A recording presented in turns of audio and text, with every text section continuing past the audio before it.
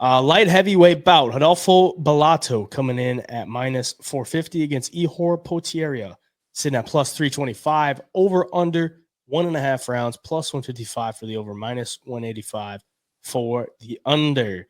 Rodolfo Bellato making his UFC debut. He's 4-1 in his last 5. Potieria 3-2 in his last 5. And you see the height there, both men 6'3". Bellato's got a little bit of reach, both men the same age at 27.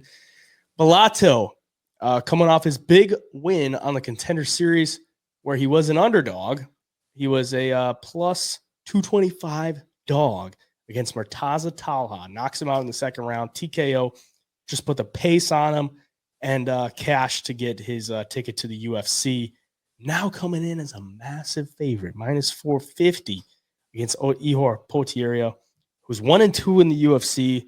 His only win is to a washed, now retired Mauricio Shogun Hua, which was like just the worst scene for like a retirement fight. He's fighting some random Ukrainian dude in his home country of Brazil. In his retirement fight, he gets knocked out. Potieria is like dancing on him. This is weird. Then he comes back and gets knocked out against Carlos Olberg. So, yeah, I mean, this one is just a crazy line, in my opinion. It's just way too wide. Bellato, he's got a good submission game if he gets you down to the ground. On the feet, he's a little bit more technical. He's not one of these light heavyweights that's going to chuck bombs and put you out cold. But Potieria is decent on the feet. He's dangerous early. So I just don't like the price. I mean, that's just laying really heavy chalk on a guy making his debut. And he's been under those bright lights before, live crowd. There's a lot of red flags here with the favorite there. What are you thinking? Yeah, I think so too. It makes me very, very nervous. Because I watch him on the Contender Series, and Bellato's had a lot of success in his career when he can take guys to the ground. He'll look for submissions, top control, ground and pound. He finds finishes that way.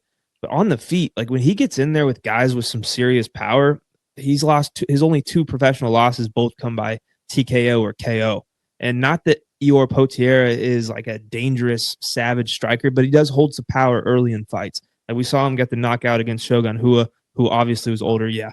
But then he has another first-round KO on the Contender Series. And then his other 2 losses are by KO too, to some good strikers and powerful guys. So this guy's never in a boring fight. Like a finish is going to happen when it comes to Ihor Potieria. And for Bellato, the one thing I think he's going to have on his side is obviously going to be the grappling, and the ground game is going to be far better than Ihor here, but also the cardio. I was actually pretty impressed with Bellato on the Contender Series in his last fight to be able to, survive that first round, come into the second, and literally, I think the ref could have stopped it sooner. This dude was just kept having to punch and punch and punch, and finally gets a stoppage. But, it will be interesting to see how he deals with Potieria's power. Because early in the fight, like I said, Ihor, he will crack. And, if Bellato can't hang with those shots at the UFC level, maybe Ihor Potieria upsets everybody's parlays and cashes as a big dog. But I think if Bellato's smart and he can come out here, and if he gets this fight to the ground one time, I think it's fight over, whether he finishes Potieria or he takes all the energy out of him and then just takes him down again in the next round, ground and pound submission, game over. So, yeah, for the pick, I'm going to take Bellato. Betting-wise, he will not be in any of my parlays or bets just because of the fact that, Potieria is dangerous on the feet at times, and Bellato has struggled with some big power in the past. So, yeah, give me Bellato for the pick. Very greasy spot. Yeah, Bellato, like you said, both his losses come by knockout. Granted, they were to Vitor Petrino, both of them. Vitor's got a lot of power. He's pretty dang good for even in the UFC. He's looked pretty dang good. Potieria, it's like before he even got in the UFC, he's not like fighting anybody good. Like these guys are 0-1 or 0-0, 1-9. I mean, he's finishing these guys pretty easily.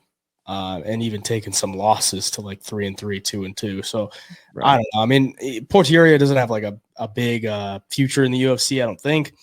Bellato, I mean, it could be okay for a little bit. I'm sure. I mean, the lack of like big knockout power at light heavyweight is going to be something he's going to have to deal with because you can't outlast everybody. I do expect him to outlast Potieria in this one, maybe get a second or third round finish.